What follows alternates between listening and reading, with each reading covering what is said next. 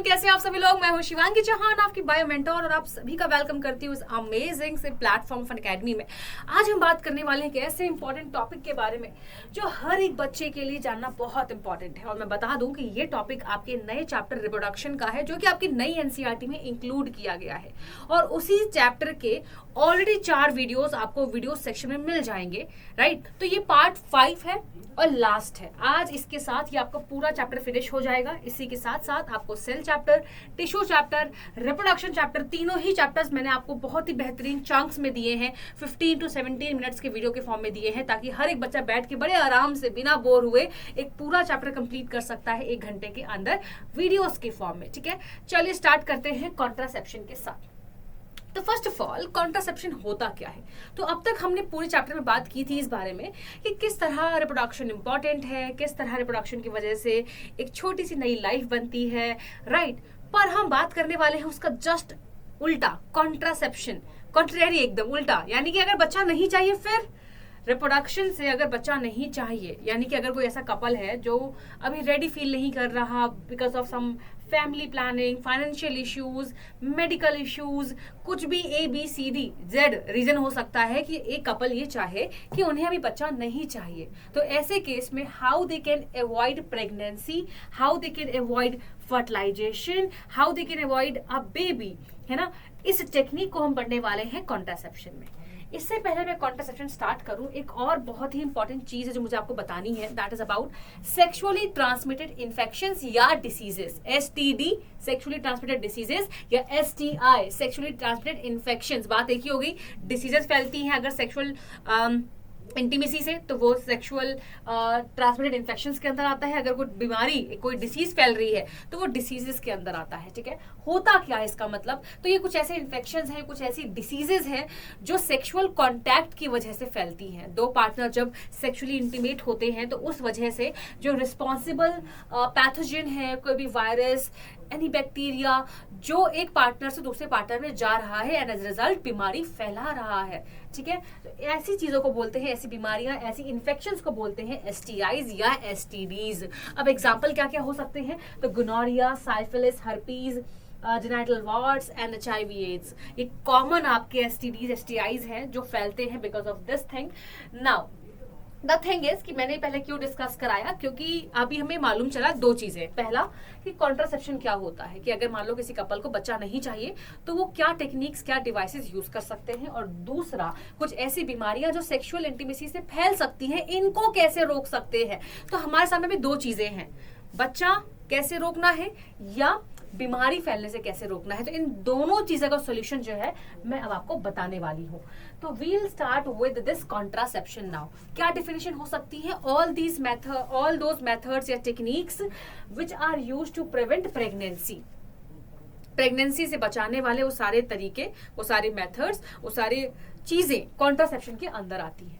क्यों इंपॉर्टेंट है कॉन्ट्रासेप्शन, तो सिंपल सी बात है, सबसे इंपॉर्टेंट रीजन है family planning. If a couple wants to plan their babies, they want कि भाई पहले बच्चे और दूसरे बच्चे में एटलीस्ट 5 साल का गैप हो, 3 साल का गैप हो, तो जो गैप मेंटेन करना चाह रहे हैं, प्लान करना चाह रहे हैं, उसके लिए कॉन्ट्रासेप्शन इंपॉर्टेंट है। इन मेथड्स को यूज करके they can plan their babies, right. Then population control. अब ऐसा तो है नहीं कि हर बार सेक्सुअल इंटीमेसी की वजह से बच्चा हो जाए, तो पॉपुलेशन तो बढ़ती जाएगी, कितनी ज्यादा पॉपुलेशन हो जाएगी, ऑलरेडी इतनी ज्यादा है, राइट। तो population control is also very major factor for this contraception method. Now the third one is prevention of unwanted pregnancy. नहीं चाहिए बेबी, है ना, मेडिकल रीजन हो सकता है, फाइनेंशियल इश्यू हो सकता है, एनी ABCD-Z रीजन जिसकी वजह से चाहिए ही नहीं प्रेगनेंसी, उस क्या रीजन से भी ये कॉन्ट्रासेप्शन बहुत हेल्पफुल होता है उन कपल्स के लिए, उन पेरेंट्स के लिए। ना अब यहाँ पे जो मैं मेथड्स की बात कर रही हूँ, मैं वो स्टार्ट कर रही हूँ। सबसे पहला आता है, फिर देखो इससे पहले भी आता है, मैं आपको पहले ओरली बता देती हूँ कि कोई मेथड यूज करने से पहले, कोई एक्स्ट्रा डिवाइस यूज करने से पहले लोग क्या करते हैं, नेचुरल मेथड्स को यूज करते हैं। फॉर एग्जाम्पल, जैसे कि जब मैंने आपको पढ़ाया था मेंस्ट्रुअल साइकिल, तो आई टोल्ड यू कि 14th डे जो होता है that is the ovulation day. तो 14th day, 15th day, even 13th day, जो 2-3 दिन होते हैं ना, ये सबसे ज्यादा हाई फर्टाइल पीरियड होते हैं। इस टाइम पे अगर कोई कपल या कोई पेरेंट सेक्सुअल इंटीमेसी रखता है, तो उस टाइम पे बच्चे आने के चांसेस बहुत ज्यादा हो जाते हैं। तो नेचुरल मेथड क्या हो सकता है कि उस टाइम पे जो कपल है वो उस प्रोसेस को करे ही ना, है ना। दूसरा हो सकता है कि मतलब naturally they are trying without using any kind of device, any kind of technique, they are trying to not have a baby, ठीक है। पर ये सारे बहुत ही ज्यादा अनप्रिडिक्टेबल होते हैं, यानी कि चांसेस बहुत ही लो होते हैं, फेल होने के चांसेस हाई होते हैं, कि मतलब वो सब करने के बाद भी प्रेगनेंसी हो जाती है, तो उस पर रिलाई करना बिल्कुल भी सेफ नहीं है। तो अब हम बात करने वाले हैं उन सब चीजों के बारे में जिनको यूज किया जाता है टू अवॉइड प्रेगनेंसी। सबसे पहला आता है बैरियर मेथड।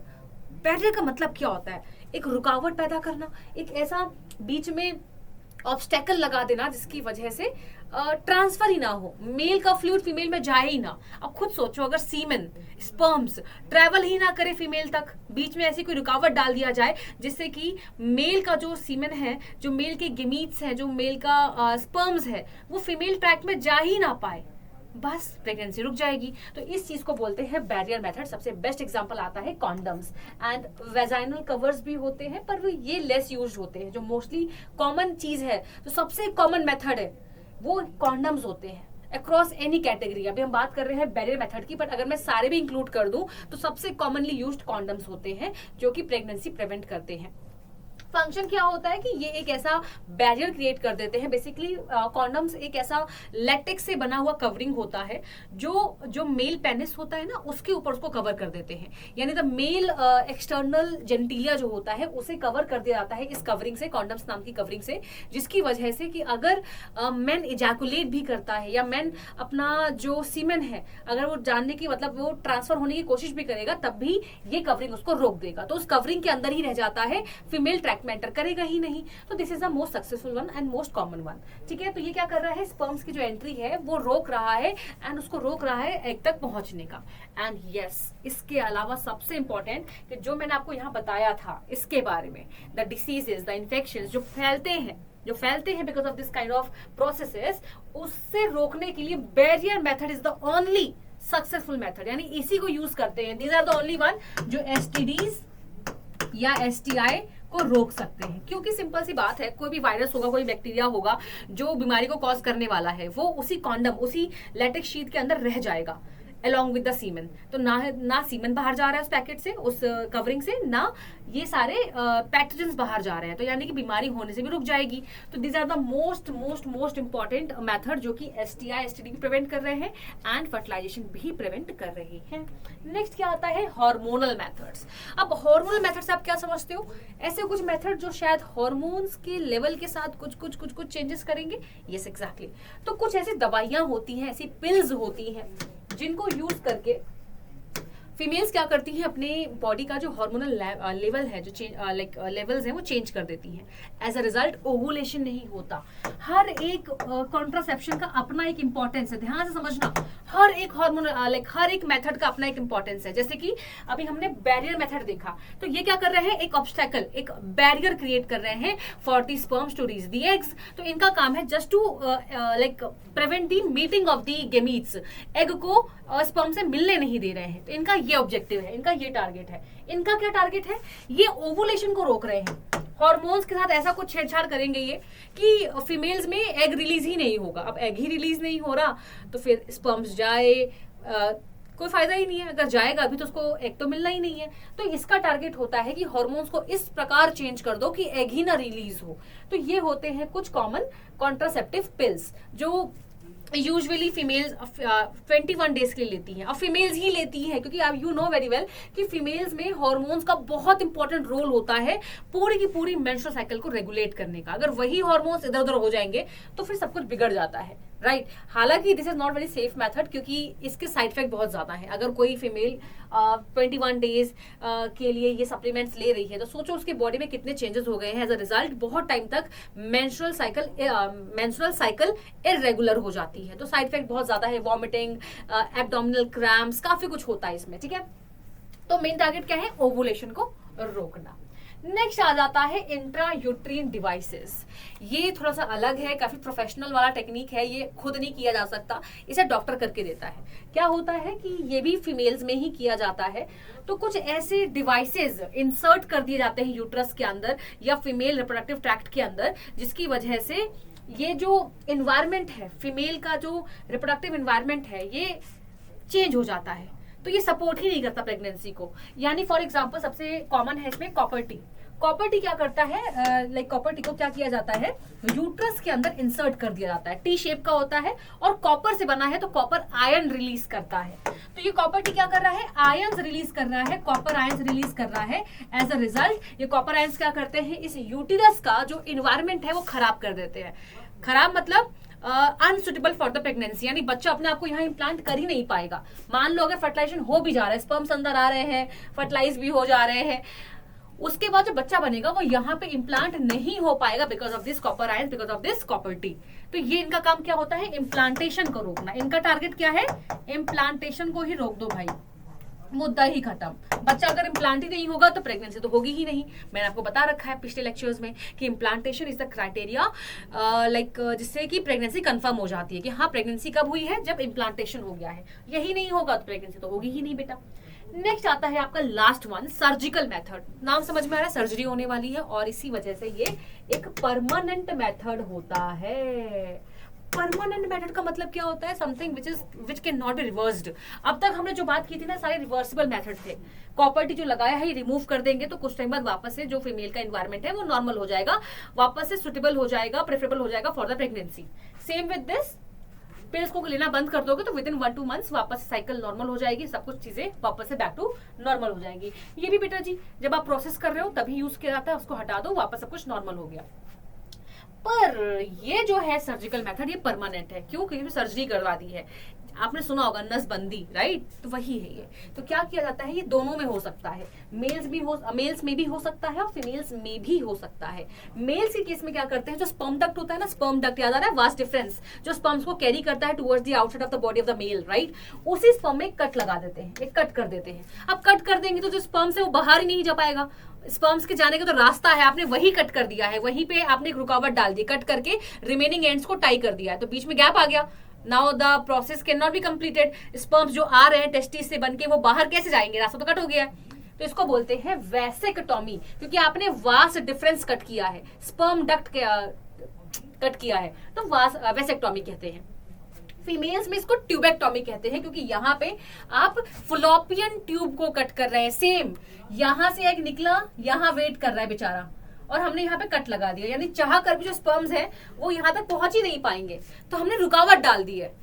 स्पर्म्स और एग के मिलने के रास्ते में हमने रुकावट डाल दी है, राइट। तो अगर हम फीमेल का ये कट कर रहे हैं tube, that is called tubectomy, क्योंकि फिलोपियन ट्यूब कट हो रहा है। इसको कहते हैं वैसेक्टॉमी, क्योंकि वास्ट डिफरेंस कट हो रहा है, राइट। अब बच्चों के दिमाग में सवाल आता है कि मैम ऐसे केस में क्या मेंस्ट्रुअल साइकिल होगी? बेटा देखो, एग तो रिलीज हो ही रहा है, वेट भी कर रहा है, यहाँ पे लाइनिंग भी बन रही होगी, तो बस हो क्या नहीं रहा है, स्पर्म का मीटअप। तो सिंपल सी बात है कि मेंस्ट्रुअल साइकिल तो हो ही रही है, बस फर्टिलाइजेशन नहीं होगा इस केस में। डन। तो ये था आपका सर्जिकल मेथड। लास्ट आपको टॉपिक बचता है आईवीएफ। आईवीएफ का मतलब क्या होता है, in vitro fertilisation, which means कि अगर कोई ऐसा कपल है जो 1 साल से ट्राई कर रहा है for the pregnancy but pregnant नहीं हो पा रही है मदर, तो इस केस में इनफर्टाइल कपल हम उनको बोल देते हैं according to WHO definition of infertility. कि अगर कोई कपल 1 साल ट्राई कर रहा है बच्चे करने का, उसके बाद भी बच्चा नहीं हो रहा है, तो इनफर्टिलिटी हम बोल सकते हैं कि हाँ भाई कोई प्रॉब्लम है बॉडी में। तो जब वो चेकअप कराते हैं, डॉक्टर उसके अकॉर्डिंग उनको सजेस्ट करता है कि क्या करवाना चाहिए ऐसा, यानी ऐसी कौन सी टेक्निक उनको दे जिससे कि बच्चा बन जाए। तो नॉर्मली इन विट्रो फर्टिलाइजेशन का मतलब है कि बच्चा बॉडी से बाहर बनाया जा रहा है। इसका मतलब बिल्कुल नहीं है जो आप इमेजिन कर रहे हो कि टेस्ट ट्यूब में बच्चा बनेगा और बच्चा बड़ा हो जाएगा। नहीं, ये दिमाग में एक इमेज बन गई है, टेस्ट ट्यूब बेबी भी बोलते हैं ना इसको हम टेस्ट ट्यूब बेबी भी कहते हैं। तो बच्चों को लगता है कि बेबी जो है वो टेस्ट ट्यूब में बन रहा है, बट इसका मतलब ये नहीं है। इसका मतलब ये है कि जो इनिशियल प्रोसेस है, यानी मेल से स्पर्म ले लिए गए, फीमेल से एग ले लिया गया, उनको बाहर एक कल्चर डिश में फ्यूज करवाया, फिर उसको ऑब्जर्व किया कुछ कपल ऑफ डेज के लिए, जब तक वो कुछ बॉल ऑफ सेल्स सक्सेसफुली ना बना ले, यानी वो डिवीजन करना ना स्टार्ट कर दे। तो जब दिखता है कि प्रॉपर्ली डिवाइड कर रहा है, सब कुछ नॉर्मल है, बढ़िया टेस्टिंग कर लेते हैं उस चीज की कि जो बच्चा बन रहा है वो बिल्कुल ही क्रोमोसोमल सारी चीजें उसमें बिल्कुल नॉर्मल है, सब चीजें सही है। उसके बाद उस सेल्स के बॉल्स को, मतलब उस सेल को जो बना है ना, डिवाइडिंग सेल्स का जो गुच्छा बना है, उसको मैं इसलिए बॉल्स कह रही हूँ, उसको हम ट्रांसफर कर देते हैं फीमेल के ट्रैक्ट में, यानी कि यूट्रस में डाल देते हैं, ताकि वो नॉर्मली इम्प्लांट करे और जैसे नॉर्मल बच्चा बड़ा होता है वैसा ही बड़ा हो। तो आपको ये बात समझ में आ गई एवरीवन? तो ये है आईवीएफ। यानी बॉडी के बाहर फर्टिलाइजेशन हुआ है, उसके बाद जो बाकी की चीजें हैं वो बॉडी में ही हो रही है। बच्चा कभी भी टेस्ट में बाहर ग्रो नहीं करता, मम्मा के बॉडी में ही ग्रो करेगा। लेकिन जो इनिशियल प्रोसेस है जहां पे दिक्कत आ रही थी, डॉक्टर उसको आइडेंटिफाई करेगा और उसके बाद उस चीज को सॉल्व करके बच्चे को बनाकर मदर की बॉडी में डाल देगा। This is called IVF। And last thing is कि ड्यूरिंग प्रेगनेंसी क्या क्या होना चाहिए, तो मदर को अपना ख्याल रखना चाहिए, बैलेंस डाइट लेनी चाहिए, मेडिकल चेकअप होना चाहिए, पूरा प्रॉपर रेस्ट लेना चाहिए। तो ये सारी चीजें हैं जिससे कि हम बता सकते हैं कि मदर का जो बच्चा है, लाइक द बेबी, कैसे हेल्दी होगा जब मदर हेल्दी होंगी, राइट।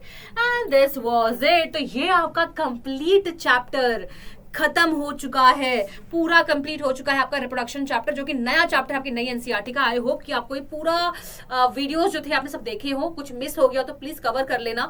एंड मुझे प्लीज बताइएगा कमेंट बॉक्स में कि आपको कैसा लगा ये लेक्चर पढ़कर इस पूरी जर्नी में, क्योंकि अब हम अगला चैप्टर भी स्टार्ट करेंगे और आपके मिड टर्म्स भी आने वाले हैं, तो आपको मैराथन्स भी इसी चैनल मिलने वाली है।